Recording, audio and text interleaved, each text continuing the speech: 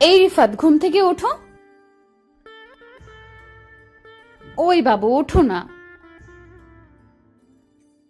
ও শোনো, ওঠো না। ওই, তোমার সাথে এতক্ষণ ভালোভাবে কথা বলছি দেখে তুমি উঠছো না, দাঁড়াও, তোমার ব্যবস্থা করছি। বলে রুম থেকে বের হয়ে গেল। একটু পর একটা বালতি নিয়ে আমার গায়ে পানি ঢেলে দিল। পানি ঢালার পর আব্বু আম্মু সোনিয়া আমাদের ছাদ ফুটো হয়ে গেছে। চোখ বন্ধ করে এগুলো বলছি।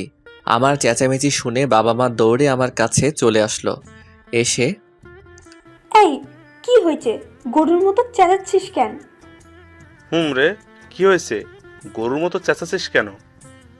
আব্বু আম্মু দেখো, ছাদ ফুটো হয়ে গেছে, ছাদ থেকে পানি পড়ছে। ওই, চোখ খুলে দেখ, ছাদ ফুটো হয়নি। তারপর আমি আস্তে আস্তে চোখ খুলে দেখলাম আমাদের ছাদ নয়, সোনিয়া আমাকে পানি মারছে। কারণ তার হাতে বালতি এবং আমার দিকে ভয়ানকভাবে তাকিয়ে আছে। তারপর আব্বু আম্মু হাসতে হাসতে চলে গেলেন, আর সোনিয়া এখন আমার দিকে তাকিয়ে আছে। আব্বু আম্মু যেতেই হাত থেকে বালতিটা ফেলেই ঠাস করে দরজাটা লক করে দিল, দিয়ে আমার কাছে এগিয়ে আসতেছে। আর আমি বিছানার ওই পাশে গিয়ে দৌড় দিলাম ওয়াশরুমে। আমি ওয়াশরুম থেকে শুনতে পারলাম সোনিয়া আমার গুষ্টি উদ্ধার করছে। কিছুক্ষণ পর রুম থেকে সোনিয়ার আওয়াজ ভেসে আসছে না, তাই দরজা ফাঁক করে দেখলাম সে চলে গেছে। যাক বাবা, বাঁচা গেল। আচ্ছা, এবার পরিচয়টা দেওয়া যাক।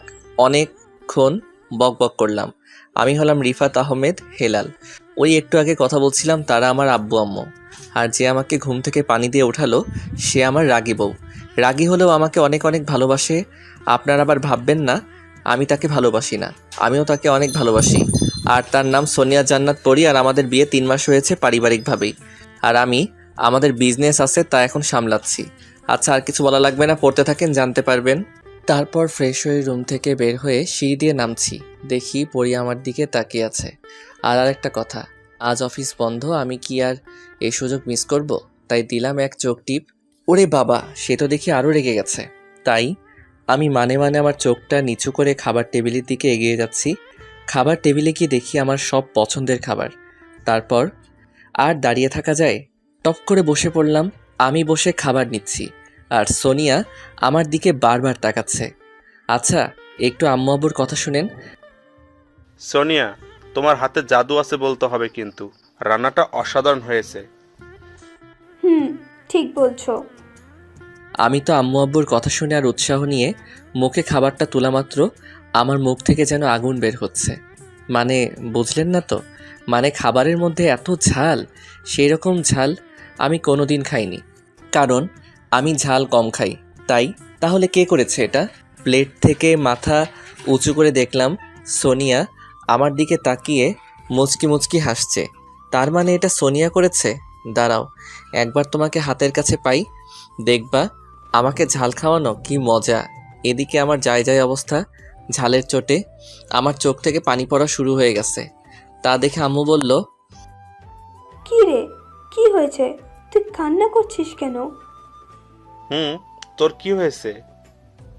আমি তোমাদের কি করে বলবো? না না, কান্না করব কেন?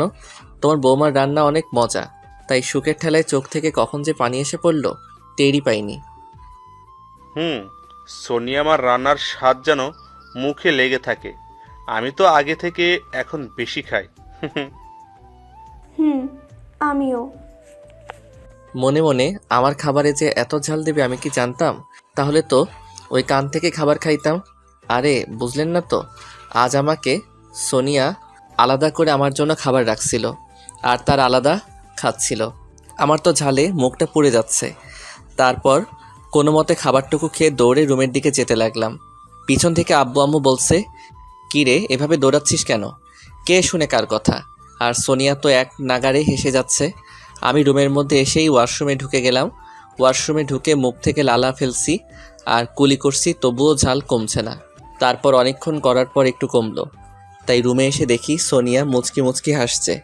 আমাকে দেখে তো সে হাসিতে ফেটে পড়ল। এইটা দেখে আমার আরও রাগ উঠে গেল। বললাম, ওই, এইভাবে পেতনির মতো হাসাহাসি বাদ দাও, না হলে। কি? আমি পেতনি? তোমার বউ পেতনি? তুমি পেতনি? এই রে, কি বলে ফেললাম আমি? পেতনি? ও, আমার বউ যদি পেতনি হয় আপনি কি অন্য কেউ? না মানে আমি বলতে চাচ্ছিলাম। আচ্ছা সেসব ছাড়ো, আগে বলো তুমি আমাকে ঝাল দিছো কেন? দিছি, বেশ করেছি। আমার সাথে লাগতে আসা হারে হারে টের পাইছো। তোমাকে যে আমি কি করব? কি করবে গো? দেখবা কি করি। এই তুমি এগিয়ে আসছো কেন? না, আমি দেখাবো আমি কি করতে পারি। এই তুমি কাছে আর বলতে দিলাম না, টপ করে আমার ঠোঁট জোড়া আর তারটা এক করে দিলাম। আমি এমন একটা করব হয়তো সোনিয়া ভাবতে পারিনি, তাই ছাড়া পাওয়ার জন্য ছটফট করছে। তারপর আমি 10 মিনিট পর ছাড়লাম, আর এখন আমার একটু ঝাল লাগছে না ছাড়ার পর। এই তুমি কি আমাকে মেরে ফেলতে চাইছিলে? না, তুমি তো বলছিলে আমি কি করতে পারি, তাই দেখিয়ে দিলাম আমি কি করতে পারি। তাই বলে এভাবে? আচ্ছা সেসব কথা ছাড়ো, তোমার ঠোঁটটা এত মিষ্টি কেন বলো তো? মনে চাই খেয়ে ফেলি। নে খা। আমার ঠোঁটের অবস্থা খারাপ করে দিয়ে বলছে আবার খেয়ে ফেলি। আরে এভাবে রাগ করছো কেন? আচ্ছা একটা কথা বলি, বিকালে ঘুরতে যাব ঠিক আছে? বিকালে রেডি হয়ে থেকো। আমার কথা শুনে সোনিয়া অনেক খুশি হলো। সত্যি? আচ্ছা আমি রেডি থাকবো। আচ্ছা এবার একটু আদর করো না। ওই তোমার কি সারাদিন আদর মনে চায়? আরে রাগ কেন, একটু প্লিজ। আচ্ছা শুধু একটা কিস, ওকে? আহ কি মজা। যা দুষ্টু। আর আমি বিছানায় গিয়ে শুয়ে পড়লাম। কখন যে চোখটা লেগে গেছে মনেই নেই। এবারও ঘুমাচ্ছি। কে আবার পানি দিয়ে দিল, তাকিয়ে দেখি সোনিয়া। এইবার কি হলো, পানি দিছো কেন? তো কি করব, কতক্ষণ ধরে ডাকছি, তোমার তো কোনো সারা শব্দ নেই, তাই উপায় না পেয়ে পানি দিলাম। ওই তুমি এত আনরোমান্টিক কেন বলো তো? কি আমি আনরোম্যান্টিক? ও আচ্ছা, এসব কথা রাতে হবে, কে রোমান্টিক আর কে আনরোম্যান্টিক। এবার উঠে পড়ো, মসজিদে যাও। যাচ্ছি বলে বিছানা ছেড়ে উঠে গোসল করে মসজিদের দিকে রওনা দিলাম। তারপর নামাজ পড়ে আবার বাড়ির দিকে রওনা দিলাম। বাসায় এসে রুমে গিয়ে দেখলাম সোনিয়া সবেমাত্র গোসল করে আসছে। দেখতে অনেক সুন্দর লাগছে। আমি আর না তাকিয়ে তাকে জড়িয়ে ধরলাম। এই কি করছো, ছাড়ো বলছি। ছাড়তে ইচ্ছা করছে না। এই তুমি না বলছিলে আমি আনরোম্যান্টিক, তাহলে আমার কাছে আসছো কেন? আরে তখন তো এমনি বলছিলাম। এই ছাড়ো বলছি। বলে এক ঝাটকায় ছাড়িয়ে দিল। আমাকে ছাড়িয়ে আয়নার কাছে গিয়ে সাজতে লাগলো, আর আমি বিছানায় বসে বসে তার দিকে তাকিয়ে আছি। আর তেমন সাজছে না, ঠোঁটে লিপস্টিক আর কিছু না। সে দেখতে অনেক সুন্দর, তাই বেশি মেকআপ করে না। আর সোনিয়া মেকআপ করা পছন্দ করে না। সে রেডি হয়ে খাবার সাজাতে চলে গেল। একটু পর, এই আসো, আব্বু আম্মু খাবার নিয়ে বসে আছে। না আমি খাবো না।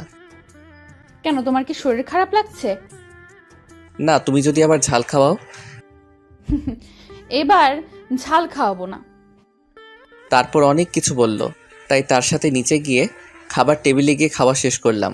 আর সোনিয়া ওইসব গোছাচ্ছে। এই ফাঁকে আমি একটু ঘুমিয়ে নেই বলে ঘুমিয়ে গেলাম। বিকালে সোনিয়ার ডাকে ঘুম ভাঙলো, তাই উঠে আমি রেডি হয়ে সোনিয়াকে বললাম রেডি হতে। আমি গিয়ে বসার ঘরে বসে বসে তার জন্য অপেক্ষা করতে শুরু করলাম। একটু পর সে নামলো। তাকে দেখে তো আমি অবাক, কারণ তাকে আজ অনেক সুন্দর লাগছে। একটা পরি যেন আমার কাছে আসছে। আজ সে আমার পছন্দের একটা নীল শাড়ি পরেছে, সাথে নীল চুড়ি, কপালে কালো টিপ। দেখে তো আজ আমি তার উপর ক্রাশ খেলাম। নিজের বউ হয়েছে তো কি হয়েছে, ক্রাশ খেতেই পারি তাই না? আমি একটা পিচি ছেলে, তাই বেশি বলতে পারলাম না। আমিও কম কিসে। আমি আজ একটা নীল কোট, কোটের ভিতরে সাদা একটা শার্ট, চুলগুলো সুন্দর করে সিল করা। আমিও তার থেকে কম না। আচ্ছা, আর নিজের সুনাম নিজে গিয়ে লাভ নাই। তারপর এখন আমি সোনিয়ার দিকে হাঁ করে তাকিয়ে আছি। তারপর আস্তে আস্তে আমার কাছে এসে হাত দিয়ে তুড়ি বাজিয়ে বলল, ওই কি হয়েছে, এমন হা করে কি দেখো? তোমাকে দেখি। আগে বলছি দেখোনি? দেখেছি, কিন্তু আজকে তোমাকে অনেক সুন্দর লাগছে। আগে সুন্দর ছিলাম না? আরে রাগ কেন, আমি বলছি আজকে তোমাকে অনেক সুন্দর লাগছে। ও তাই বলো। মন তো চাচ্ছে এখনই তোমাকে কিস করে দেই। এই খবরদার, এমন চিন্তাও মাথায় আনবে না, ওকে? হয়েছে, আর রাগ করতে হবে না, এবার চলো। চলো। এই বলে আম্মু আব্বুর কাছ থেকে বিদায় নিয়ে বের হয়ে গেলাম। বের হয়ে বলছি, এবার গাড়িতে ওঠো। না, আজ গাড়ি করে যাব না, আজ রিক্সা করে আমরা সারাদিন ঘুরবো। যথা আজ্ঞা মহারানী। তারপর গেটের সামনে গিয়ে একটা রিক্সা ডাকলাম। এই রিক্সা, এদিকে আসো। হ্যাঁ মামা, কোথায় যাবেন? সোনিয়া, তুমি আগে কোথায় যেতে চাও? আগে এখানকার পার্কে চলো। মামা, পার্কে চলেন। মামা উঠে বসেন। তারপর আমি আর সোনিয়া রিক্সায় উঠে বসতেই রিক্সা চলতে শুরু করলো। রিক্সায় উঠে সোনিয়ার হাতটা ধরলাম, কিন্তু সোনিয়া কোনো রেসপন্সই দিচ্ছে না।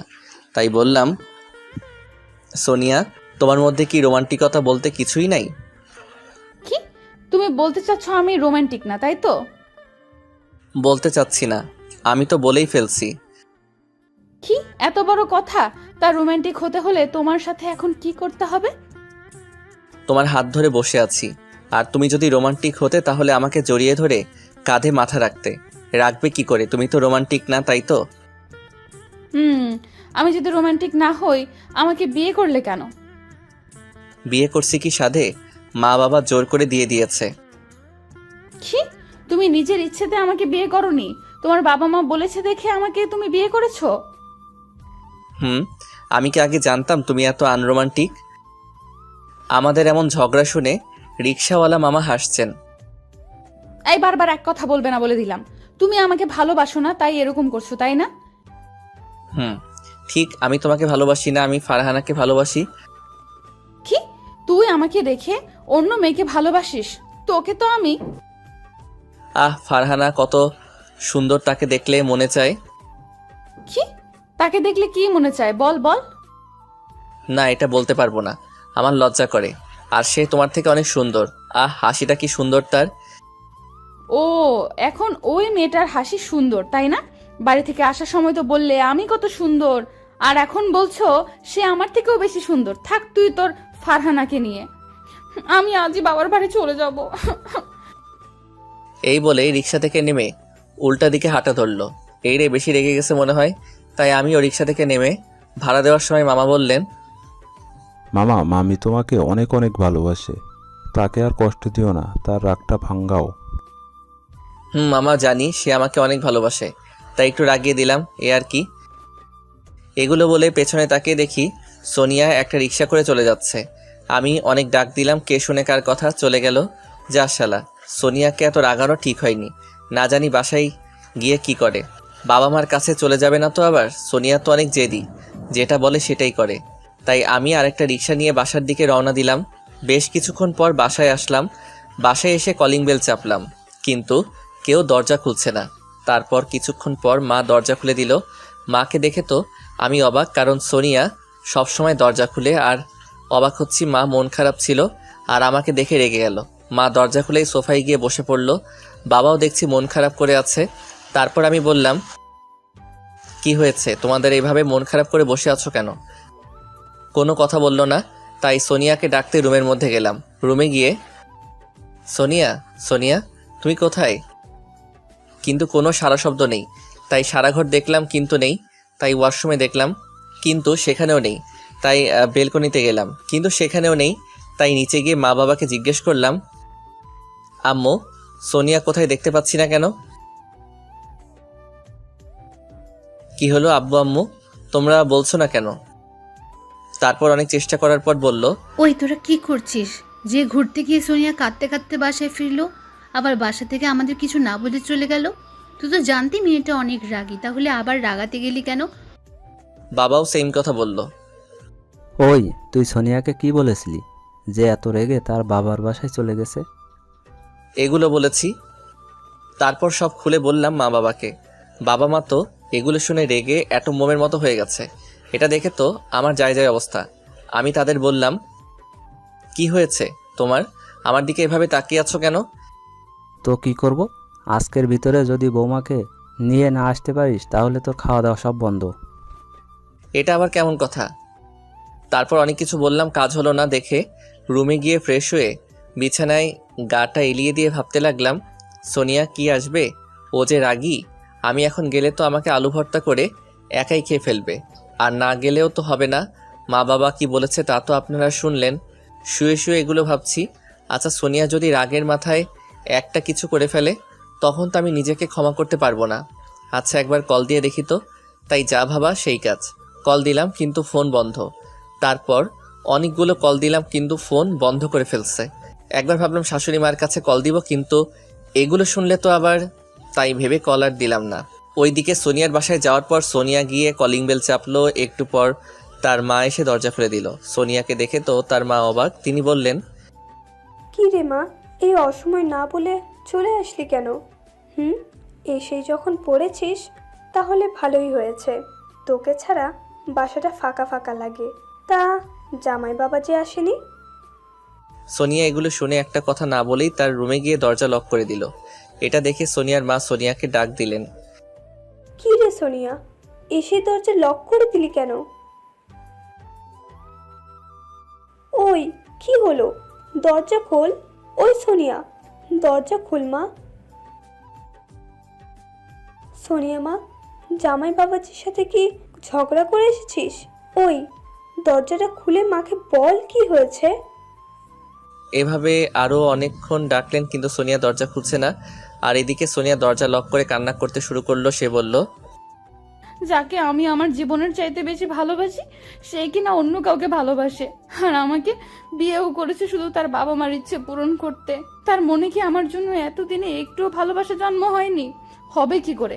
সে তো কোন ফারহানাকে ভালোবাসে। এভাবে এগুলো বলছে আর অঝরে কান্না করছে। আর ওইদিকে আমি ভাবছি, সোনিয়ার ফোন বন্ধ কেন? হবে হয়তো আমার উপর রাগ করে ফোনটা বন্ধ করে ফেলছে। এগুলো ভাবছি। আর এদিকে সোনিয়ার বাসায় তার মা তাকে ডাকতে ডাকতে কোনো সাড়া না পেয়ে শেষমেশ তার বাবাকে কল দিলেন। কল দেওয়ার কিছুক্ষণ পর কলটা তিনি ধরলেন। কি হলো, কল দিচ্ছ কেন? আমি একটা মিটিংয়ে আছি, পরে কথা শুনবো। তুমি ওইদিকে মিটিংয়ে থাকো, আর এদিকে সোনিয়া কিছু একটা করে ফেলুক। কি? সোনিয়া আবার কি করবে? সোনিয়ার কি হয়েছে? সোনিয়া, তুমি তাড়াতাড়ি বাসায় আসো, না হলে। এরপর সব খুলে বললেন। ব্যাস, আর বলা লাগবে না, আমি আসছি। তারপর কলটা কেটে তিনি ম্যানেজারকে সব বুঝিয়ে দিয়ে গাড়ি নিয়ে বের হলেন।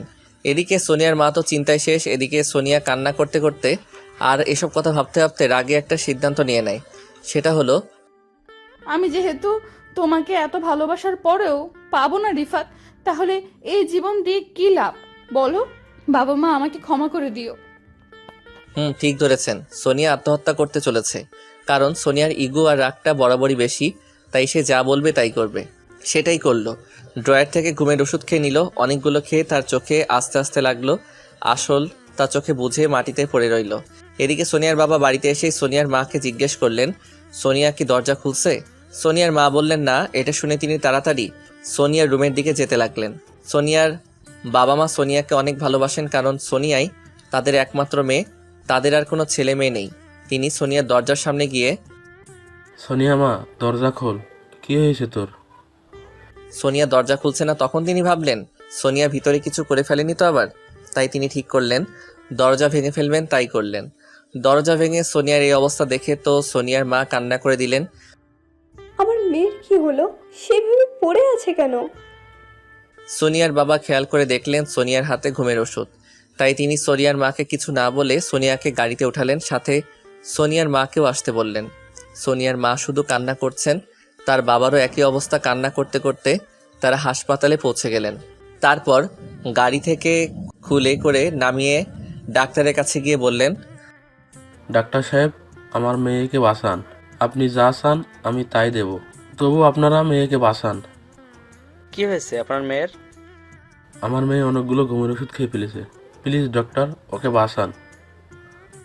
নার্স, তাড়াতাড়ি পেশেন্টকে ওটিতে ভর্তি করো। তারপর ডক্টর সোনিয়াকে ওটিতে নিয়ে গেল। আর বাইরে সোনিয়ার মা কান্না করছেন আর তার বাবা পাইচারি করছে। তিনি একটু পর আমার কাছে কল দিলেন। আমি তখন ভাবনায় মগ্ন ছিলাম। তিনি কল দিতেই ভাবনা থেকে বের হয়ে কল ধরলাম। ধরে, জি আব্বু বলেন। বাবা, সোনিয়া। কি হয়েছে আমার সোনিয়ার? ঘাবড়ে গিয়ে সোনিয়া কি উল্টাপাল্টা কিছু করে ফেলছে? বাবা, সোনিয়া ঘুমের ওষুধ খেয়ে এখন হাসপাতালে ওটিতে আছে। তুমি এই হাসপাতালে তাড়াতাড়ি আসো। কি বলেন বাবা এগুলা? এই কথা শুনে তো আমার মাথায় আসমান ভেঙে পড়ল। আমার হাত থেকে মোবাইলটা পড়ে গেল। কয়েক মিনিটের জন্য মনে হলো আমার পৃথিবী যেন থমকে দাঁড়িয়েছে। একটু পর যখন হুঁশ ফিরে হন্তদন্ত হয়ে মোবাইলটা হাতে নিয়ে রুম থেকে বেরিয়ে পড়লাম। আমাকে এভাবে দেখে মা বাবা বললেন, কিরে তুই এভাবে কই যাস? মা, সোনিয়া ঘুমের ওষুধ খেয়ে এই হাসপাতালে ভর্তি আছে। এই কথাটা বলে আমি বেরিয়ে পড়লাম। বাইকে উঠে বাইক অনেক জোরে টান দিলাম আর ভাবছি আমার একটু মজা করতে গিয়ে সোনিয়ার আজ এই অবস্থা। সোনিয়ার যদি কিছু হয়ে যায়, এগুলো আর অনেক কিছু ভাবতেছি। ধুর, সারা রাত যেন রাস্তা শেষই হচ্ছে না।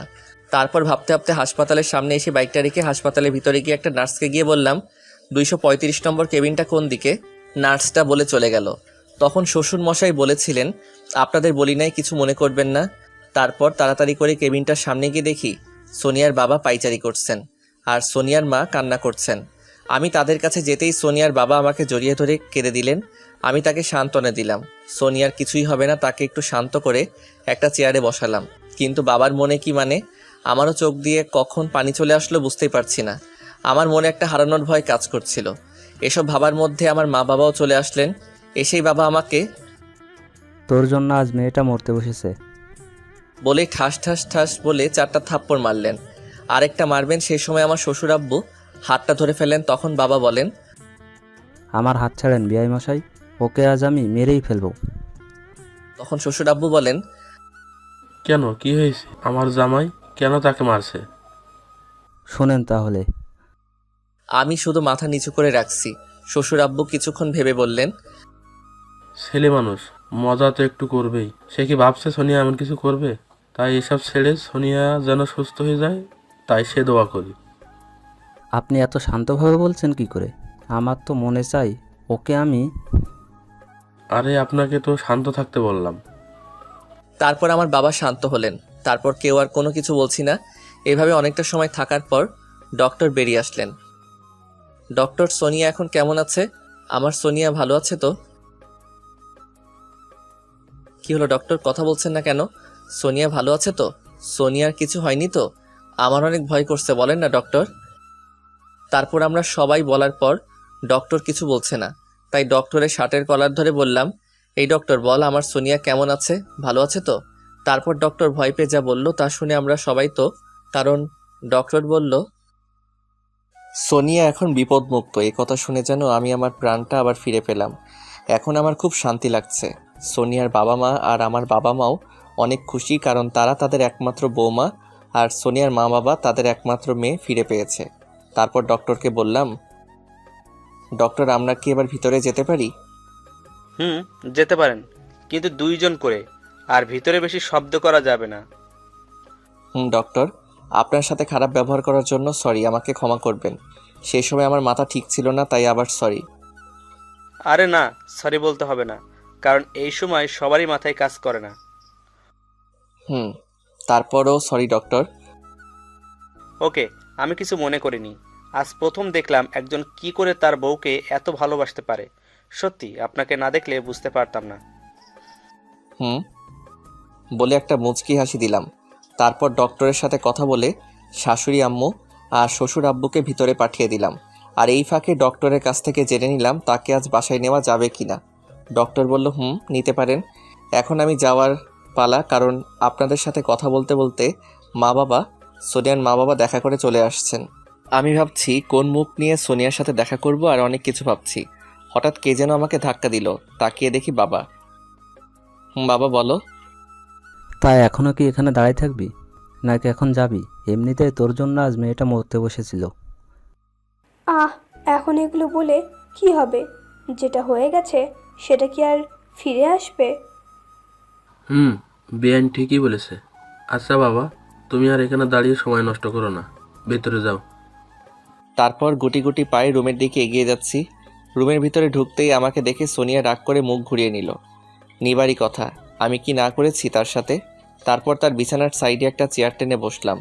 তা দেখে সে আমাকে বলল, ওই তুই এখানে আসছিস কেন? যা তোর ফারহানার কাছে যা, আমার কাছে আসছিস কেন? দেখতে আসছিস আমি মরেছি কিনা? আর ওর এই কথা শুনে আমার অনেক রাগ উঠল, কিন্তু রাগটাকে কন্ট্রোল করলাম। তারপর বললাম, আরে তুমি যা ভাবছো তা কিছুই না, এগুলো আমি মজা করে বলছিলাম। আর তুমি কি করলে ঘুমের ট্যাবলেট খেয়ে হাসপাতালের বিছানায় শুয়ে আছো? তুই কি করবি? তুই ফারহানা নাকি? তার সাথে গিয়ে লুটুর পুটুর করার গল্প বলবি আর আমি তা শুনবো? আমি কি করে বোঝাবো আমি ফারহানা নামের কাউকে চিনি না? ওকে, তোকে বিশ্বাস করলাম। তুই এই কথা যে আমাকে বলছিস, এখন যদি আমি আর বলতে পারলো না, আমি তাকে টান মেরে কাছে এনে চারঠো ট্যাগ করে দিলাম। প্রথম প্রথম একটু লাফালাফি, সরি সে তো অসুস্থ, লাফাবে কি করে? আচ্ছা সেসব কথা বাদ। তারপর 5 মিনিট পর ছাড়লাম, সে এখন শান্ত হয়ে গেছে। তারপর আমি বললাম, কি ম্যাডাম, প্রথমে তো ধাক্কাধাক্কি করছিলেন, পরে আবার শান্ত হয়ে গেলেন কেন? এই রে, আবার রেগে গেল? তোকে তো আমি যখনই আমাকে মারতে আসলো তখনই সোনিয়ার মা বাবা রুমের মধ্যে ঢুকে গেলেন। তাই আবার ঠিক হয়ে বসে পড়লো আর আমার দিকে রাগীভাবে তাকিয়ে থাকলো। তখন মা বাবা বললেন, এবার বাসায় চল, ডাক্তার বলেছে আজ বাসায় নিতে পারবো। বাবা চলো। বাবা আবার বললেন, ওই সোনিয়া মা কি একা একা যেতে পারবে? তাকে কোলে করে নিয়ে আয়। বলে তারা সবাই বাইরে গিয়ে গাড়িতে বসে পড়লো।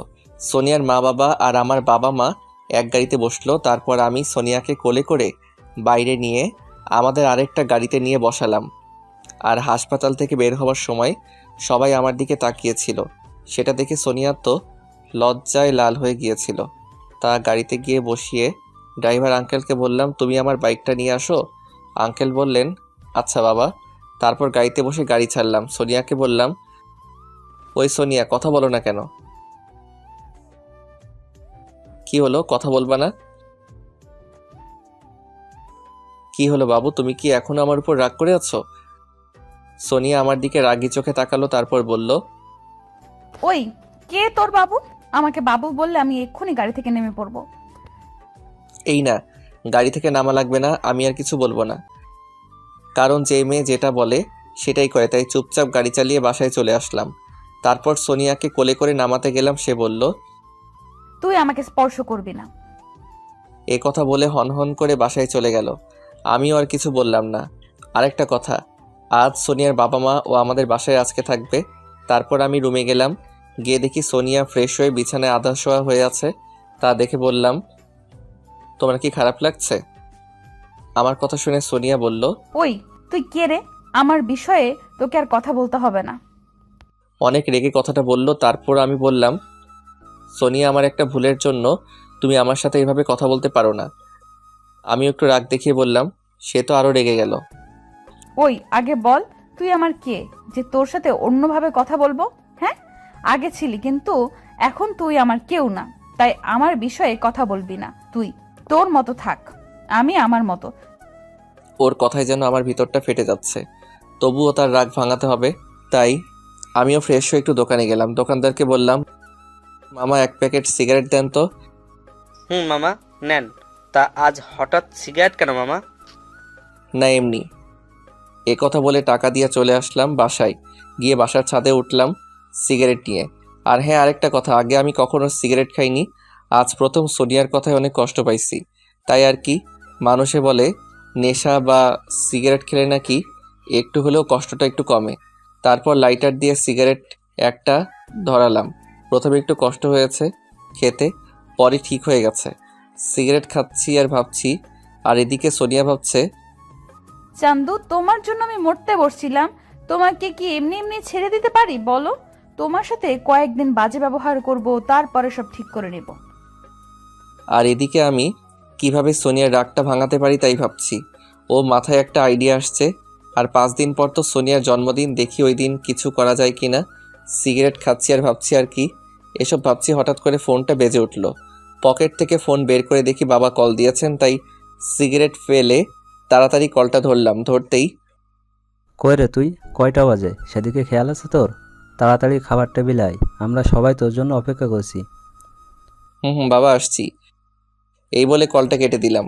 তারপর আমার রুমের দিকে হাঁটা ধরলাম। রুমে গিয়ে দেখি সোনিয়া রুমে নেই, হয়তো নিচে গেছে। তাই ওয়াশরুমে গিয়ে মুখটা ভালোভাবে পরিষ্কার করে নিলাম, না হলে বাবা আমাকে মেরে ফেলবে। কারণ বাবা সিগারেট জিনিসটা পছন্দ করেন না। তাই তারপর দেখলাম আর কোনো গন্ধ নেই, তাই খাবার খাওয়ার জন্য রওনা দিলাম। খাবার টেবিলে আর হ্যাঁ, এখন রাত 11:30 বাজে। তারপর খাবার টেবিলে যেতেই মা বললেন, কি রে, এতক্ষণ কই ছিলি? না মা, একটু ছাদে ছিলাম। এবার বাবা মা দুইজনই বললেন, আর কোনো দিন এভাবে ফাজলামো করবি না। আজ এই ফাজলামো করার জন্য আজ আমরা সোনিয়াকে হারাতে বসেছিলাম। আমি শুধু মাথা নিচু করে তা শুনছি। সোনিয়াও তাই।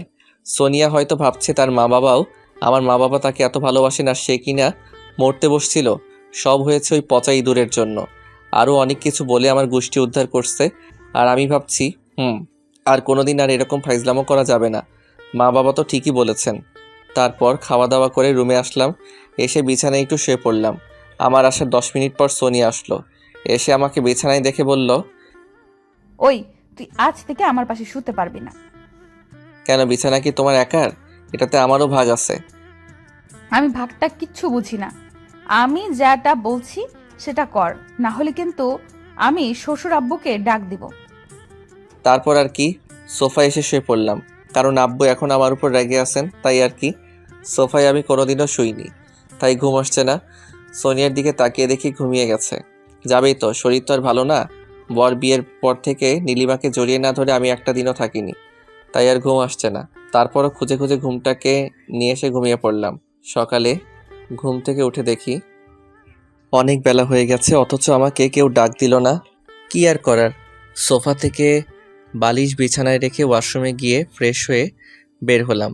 তারপর একেবারে রেডি হয়ে রুম থেকে বের হয়ে নিচে গিয়ে দেখি সবাই সোফার মধ্যে বসে গল্প করছে। আমি বললাম, মা, নাস্তা দেন। আমার কথায় মা বললেন, যা, টেবিলে গিয়ে দেখ সব কিছু রাখা আছে, ওইখান থেকে নিয়ে খেয়ে ফেল। এই কথা শুনে রাগ উঠে গেল, তাই বাসা থেকে বের হয়ে গেলাম। পিছন থেকে মা বাবা অনেকবার ডেকেছিল। আমি না শুনে গাড়ি নিয়ে বেরিয়ে পড়লাম অফিসের দিকে। গাড়ি চালাচ্ছি আর ভাবছি যে মেয়ে আমায় ছাড়া কিছু বুঝতো না আর আমায় ছাড়া না খেয়ে বসে থাকতো, আজ সেই মেয়ে আমার সাথে কথা বলে না, আমাকে এড়িয়ে চলে। এগুলো ভাবছি। কখন যে চোখ থেকে পানি বের হয়ে পড়ল বুঝতে পারিনি। তারপর এগুলো ভাবতে ভাবতে অফিসে চলে আসলাম। এসে আমার কেবিনে চলে আসলাম। সেখানে গিয়েও কাজে মন বসছে না। তারপরও কাজে মন দিলাম। না দিলে তো আর হবে না, কারণ নতুন একটা টেন্ডার পেয়েছি। তাই কাজ করতে করতে কখন যে দুপুর হয়ে গেছে মনে নেই। আজ আর দুপুরে সোনিয়া কল দিয়ে বলল না, এই তুমি কাজটা ফেলে এখন খেতে যাও, তারপর খেয়ে আমাকে কল দিও। এ কথা বলার মানুষটা আজ আমাকে আর কল করে না। তারপরও আজ আর খেতে ভালো লাগছে না, তাই কাজ করতেই আসি। কখন রাত 12টা বেজে গেল তা মনেই নেই। হঠাৎ দেখি মার ফোন থেকে কল আসলো, তাই কলটা ধরলাম। ওই, কই রে তুই? এত রাত পর্যন্ত তুই বাইরে? রাত বাজে 12টা। সোনিয়া চিন্তা করতে করতে শেষ। অসুস্থ মেয়েটা ওই দুপুর থেকে না খেয়ে আছে, আর তুই এখন কই? তাড়াতাড়ি বাসায় আয়। ধরতে আর কিছু না বলে কলটা কেটে দিলেন। আর এদিকে আমি ভাবছি, সোনিয়া আমার জন্য না খেয়ে থাকবে কেন? সে তো আমাকে এখন আর ভালোবাসে না। তাই বলে তাহলে যাই হোক, কথাটা শুনে অনেক খুশি হয়েছি। আমি মনের ভেতরে অনেক শান্তি লাগছে এখন। তাই হাতে যেটুকু কাজ ছিল তা শেষ করে অফিস থেকে বের হয়ে গাড়ি নিয়ে রওনা দিলাম বাসার দিকে। তারপর বাসার সামনে এসে গাড়িটা পার্ক করে কলিং বেলটা চাপ দিলাম। দেখি দেওয়ার সাথে সাথে সোনিয়া দরজাটা খুলে দিল। আমি তো অবাক, এত তাড়াতাড়ি? মনে হয় আমার জন্য বসে বসে অপেক্ষা করছিল। তারপর আমি তাকে পাশ কাটিয়ে রুমের দিকে হাঁটা ধরলাম। রুমের ভিতরে গিয়েই ওয়াশরুমে ঢুকে গোসল করে বের হয়ে দেখি সোনিয়া বিছানায় বসে কী জানি ভাবছে। আমাকে দেখে আমার কাছে আসলো।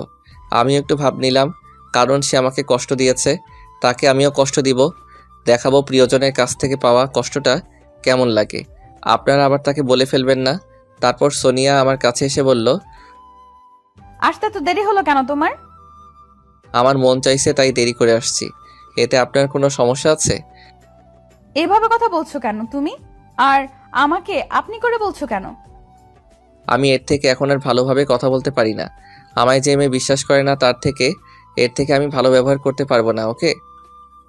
ও, আমি বুঝছি। তুমি এই ফারহানার জন্য আমার সাথে এরকম করছো। এই আমি আপনাকে কতবার বলবো, আমি এমনি আপনার সাথে মজা করছিলাম। বারবার এক কথা, কিন্তু আমার ভালো লাগে না। আমি আর সোনিয়া এভাবে আর অনেক সময় ঝগড়া করলাম। তারপর সোনিয়া ঝগড়া করতে করতে মাথা ঘুরিয়ে পড়ে যাবে, ঠিক তখনই আমি তাকে ধরে ফেলি। তারপর কোলে করে বিছানায় গিয়ে শুয়ে দেই। হঠাৎ কি হলো সোনিয়ার। তারপর মা বাবাকে ডেকে এনে আমি ডক্টরকে আসতে বললাম। আমি তো প্রায় অস্থির হয়ে পড়েছি। তারপর কিছুক্ষণ পর ডক্টর আসলেন। আমি বললাম, ডক্টর দেখেন তো, হঠাৎ করে সোনিয়ার কী যেন হয়ে গেল। তারপর ডক্টর সোনিয়াকে দেখতে শুরু করলেন। বেশ কিছুক্ষণ পর দেখা শেষ হলে তিনি আমাকে কয়েকটা ওষুধ লিখে দিয়ে বললেন, এগুলো খাওয়ালে ঠিক হয়ে যাবে, আর রোগীর দিকে একটু খেয়াল রাখবেন। রোগী বেশি চিন্তা করে আর ঠিকমতো খাওয়া দাওয়া না করায় এসব হয়েছে। তারপর ডক্টর এগুলো বলে চলে গেলেন আর আমিও মেডিসিন আনতে চলে গেলাম। তারপর মেডিসিন নিয়ে এসে দেখি মা সোনিয়াকে বলছে খেতে, কিন্তু ও বলছে, না আমি খাবো না, আমার ভালো লাগছে না। ভালো না লাগলেও তো একটু খেতে হবে মা, নাহলে তুই সুস্থ হবি কি করে? তাই একটুখানি খেয়ে নে। না আমি খাবো না। আপনাদের তো আগেই বলেছিলাম সোনিয়া জেদি আর মা না পারলেও আমি পারবো, কারণ সোনিয়া আমার কথা শুনে। আমি রুমের ভিতরে ঢুকে মার কাছে ওষুধ দিয়ে বললাম, মা ওনাকে একটু খাবার খাইয়ে ওষুধগুলো খাইয়ে দিন। সোনিয়া তো আমার একটা কথাও শুনছে না, তুই দেখ আমি গেলাম। বলে মা চলে গেলেন আর সোনিয়া আমার মুখের দিকে তাকিয়ে আছে।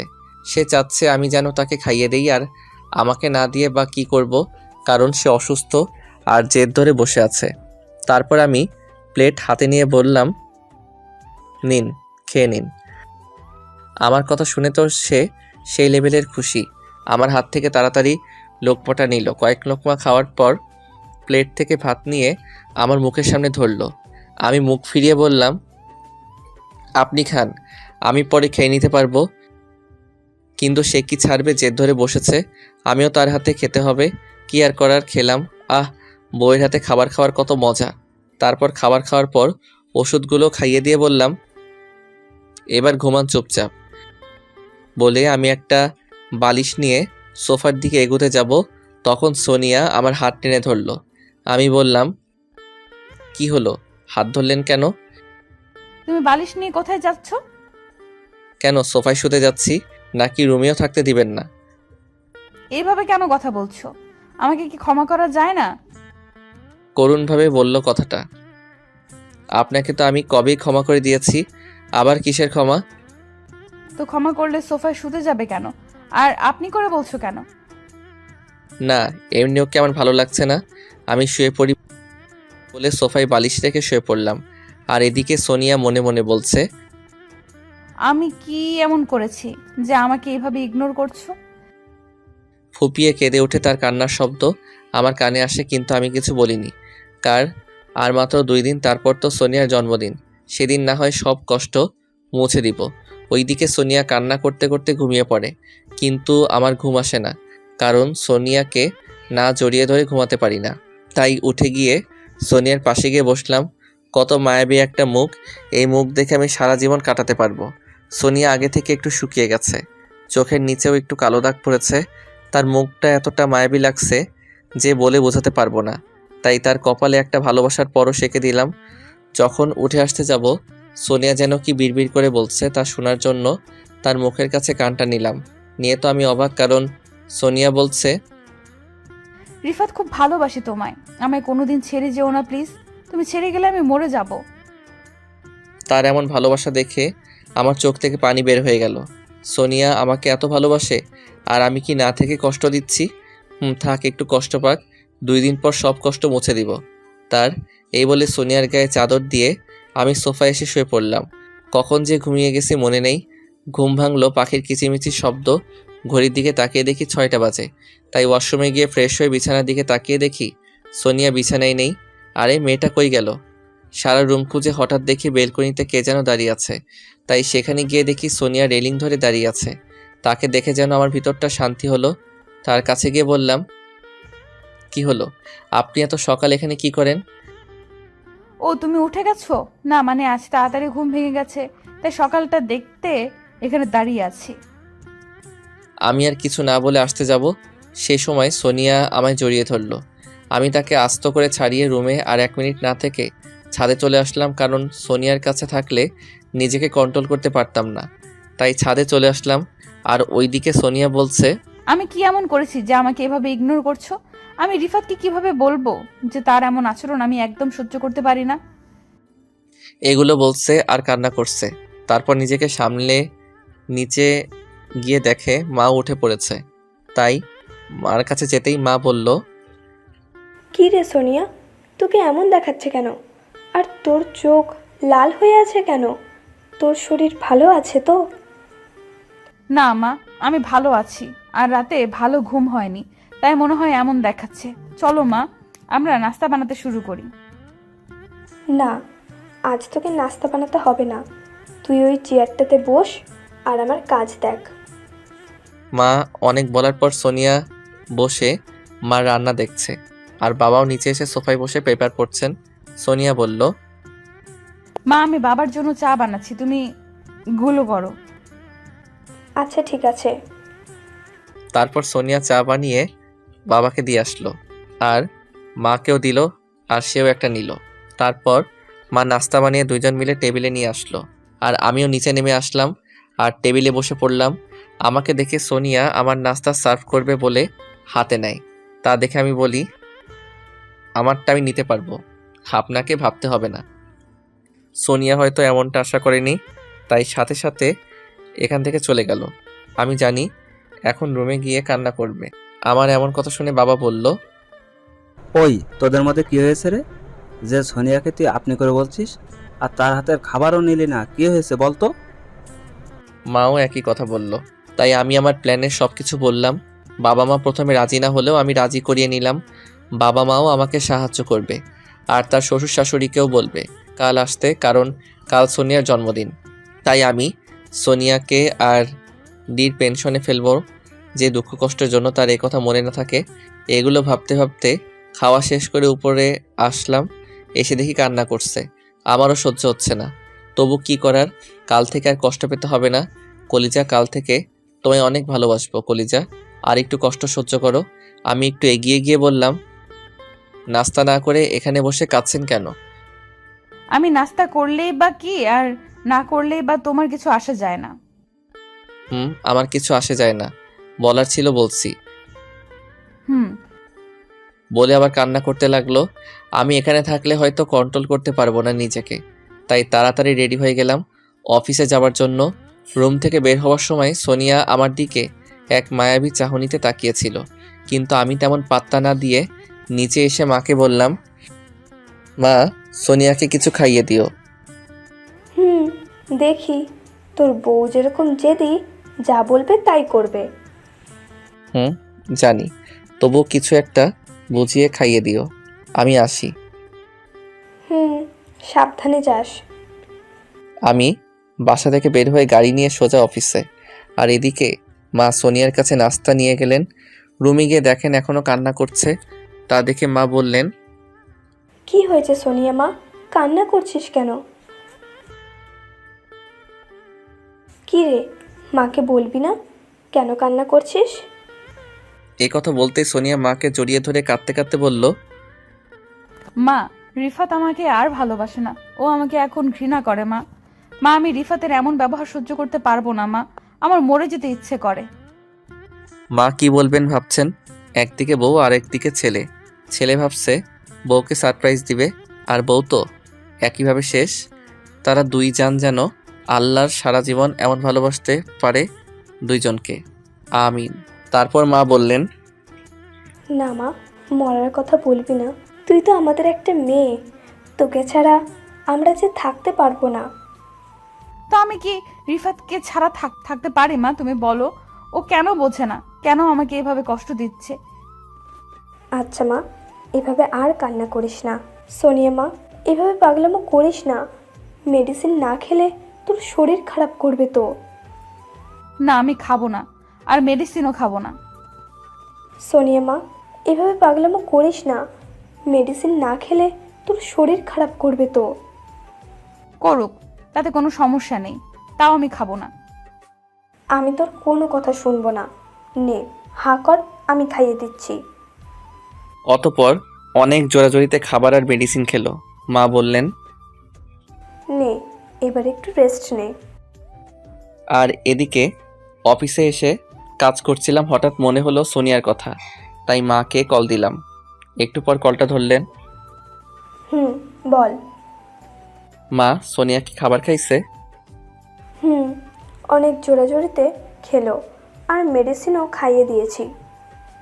ওকে মা, রাখছি এখন, বলে কল কেটে আবার কাজ করতে লাগলাম। এভাবে সারাদিন চলে গেল। রাতে বাড়ি গিয়েও একই ব্যবহার সোনিয়ার সাথে, আর এমন করতে করতে রাতও শেষ হয়ে গেল। আজ সোনিয়ার জন্মদিন, কিন্তু সোনিয়ার এ কথাটা মাথায় নিয়ে কিভাবে থাকবে বলেন? এমনিতে বেচারি কষ্টে আছেন, যাকগে আজকে তার সব কষ্ট দূর হবে। এখন সকাল 8টা বাজে, তাই তাড়াতাড়ি উঠে রেডি হয়ে বের হয়ে, আজ আর নাস্তা করলাম না, বাইরে খেয়ে নিব। তাই অবশ্য মা অনেকবার বলেছেন নাস্তা করতে, কিন্তু করিনি। বাইরে এসে সোজা অফিসে, সরি অফিস বলতে ভুল হবে, কারণ আমি সোনিয়ার জন্য গিফট কিনতে আসছি আর সাজানোর জন্য কিছু জিনিস। সোনিয়ার জন্য সুন্দর একটা আংটি কিনলাম, তারপর সব প্যাকেট কর টাকা দিয়ে এখন অফিসে যাচ্ছি। আগেই কিনে নিলাম, কারণ আজ লেট করে বাসায় যাব, তাই দোকান নাও খোলা থাকতে পারে। তাই অফিসে এসে কাজে মন দিলাম। আর এদিকে বাসায় সোনিয়া ঘুম থেকে উঠে দেখে আমি পাশে নেই। তখন ঘড়ির দিকে তাকিয়ে দেখে 10টা বাজে। সোনিয়ার তো চোখ কপালে, কার এত বেলা পর্যন্ত সে ঘুমায় না। তাই তাড়াতাড়ি ফ্রেশ হয়ে নিচে আসলো। নিচে এসেও দেখে আমি নেই, তাই মাকে জিজ্ঞাসা করলো, মা, রিফাত কোথায় গেছে? কেন, ও তো অফিসে। ও ওকে, আমাকে নাস্তা দাও। হুম, টেবিলে আয়, আমিও খাইনি। কেন মা, তুমি এতক্ষণ কি করছিলে? আরে কিছু না, আমি কি আমার মেয়েকে ছাড়া খেয়েছি কোনো দিন? তারপর বিভিন্ন গল্প করে তারা খাওয়া দাওয়া করে নিল। আর এদিকে কাজ করতে করতে কখন যে দুপুর হয়ে গেছে সেদিকে খেয়াল নেই। তারপর কাজ ফেলে দুপুরে খাবার খেয়ে মাকে একটা কল দিলাম। মা, কি করো? কিছু না। কি রে, আজ আমার খবর নিচ্ছিস? তো আমি নিব না তো অন্য কেউ নিবে নাকি? তা খাবার খাইছো? হুম, আমিও খাইছি, সোনিয়াও খেয়েছে। আর কিছু বলবি? না মা, এখন রাখি, বলে কল কেটে দিলাম। মা কিভাবে বুঝলা আমি সোনিয়ার কথা জিজ্ঞেস করব? দূর থাক মা। তা মা, যা, আবার কাজে মন দিলাম। কাজ করতে করতে 11টা বেজে গেল, তাই তাড়াতাড়ি গাড়িতে উঠে বাসায় চলে আসলাম। তারপর তাড়াতাড়ি ছাদে চলে আসলাম। এসে দেখি সব কাজ শেষ, বাকি শুধু কেক। তাই আমি কেকটা টেবিলে রেখে ক্যান্ডেলগুলোও রাখলাম। আর হ্যাঁ, সোনিয়ার মা বাবাও আসছেন। মা বাবা আর সোনিয়ার মা বাবা মিলে সব করে ফেলছেন। এখন রাত 11:30 বাজে, তাই আমি সবাইকে বললাম, আমি সোনিয়াকে নিয়ে আসছি, তোমরা সব লাইট নিভিয়ে লুকিয়ে পড়ো। তারপর আমি রুমের দিকে হাঁটা ধরলাম। রুমে এসে দেখি সোনিয়া আরাম করে ঘুমাচ্ছে, আর ঘড়িতে মাত্র 10 মিনিট আছে। তাই তাড়াতাড়ি সোনিয়াকে কোলে তুলে ছাদের দিকে এগোতে লাগলাম। আর হ্যাঁ, আমাদের ছাদে একটা দোলনা আছে, সেখানে তাকে বসিয়ে রাখলাম আর 5 মিনিট। তারপর 5 মিনিট শেষ হতে সবাই চিৎকার করে বলল, হ্যাপি বার্থডে সোনিয়া। এরকম চিৎকার শুনে সোনিয়া ঘুম থেকে লাফ দিয়ে উঠে আমাকে জড়িয়ে ধরল। সোনিয়ার এভাবে ভয় পাওয়া দেখে সবাই হাসাহাসি শুরু করে দিল। তা দেখে সোনিয়া আমাকে ছেড়ে উঠে দাঁড়ালো আর বলল, আমার জন্মদিন আর আমার মনে ছিল না। ধন্যবাদ মা, বাবা, তোমার সবাইকে অনেক ধন্যবাদ।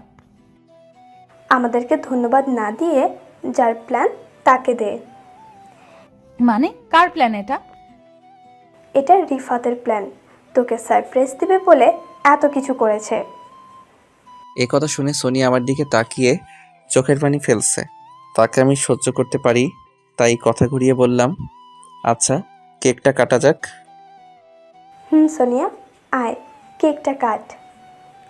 তারপর কেকটা কাটলো, সবাইকে খাওয়ালো, কিন্তু আমাকে দিল না। একটু মন খারাপ করলাম। তারপর মা বাবা চলে গেল, সোনিয়া চলে যাচ্ছিল। আমি তার হাত ধরে টান দিয়ে আমার কাছে এনে ছাদের দরজা লক করে দিয়ে সোনিয়ার কাছে আসলাম। তারপর পকেট থেকে আংটি বের করে তার সামনে হাঁটু গেড়ে বসে বলতে লাগলাম, আমি জানি তুমি এই 2-3 দিন অনেক কষ্ট পেয়েছো, তবু কি করবো বলো, তোমাকে সারপ্রাইজ দিব তাই এমন করেছি, তুমি আমাকে মাফ করে দিও। সোনিয়া কোনো উত্তর না পেয়ে এবার শুরু করলাম, তুমি যেখানে যাবে সেখানে আমি তোমার ছায়া হয়ে যেতে চাই। দিবে কি এমন সুযোগ? সারা জীবন তোমায় চাই, কথা দিচ্ছি কখনো ছেড়ে যাব না কলিজা। ভালোবাসি তোমায়, জানি না কতটা, তবে এটা জানি তুমি কষ্ট পেলে তার থেকে 1000 গুণ বেশি কষ্ট আমি পাই। খুব খুব ভালোবাসি। I love you Sonia, I love you. Sonia আমার এমন করা দেখে তার হাতটা বাড়িয়ে দিল, আমিও আংটিটা পরিয়ে দিলাম। তারপর সোনিয়া কান্না করে আমাকে জড়িয়ে ধরল, আমিও তাকে জড়িয়ে ধরলাম। সে বলতে শুরু করলো, হ্যাঁ কলিজা, আমিও তোমায় খুব খুব ভালোবাসি, তোমাকে সারা জীবন এইভাবে ভালোবাসতে চাই।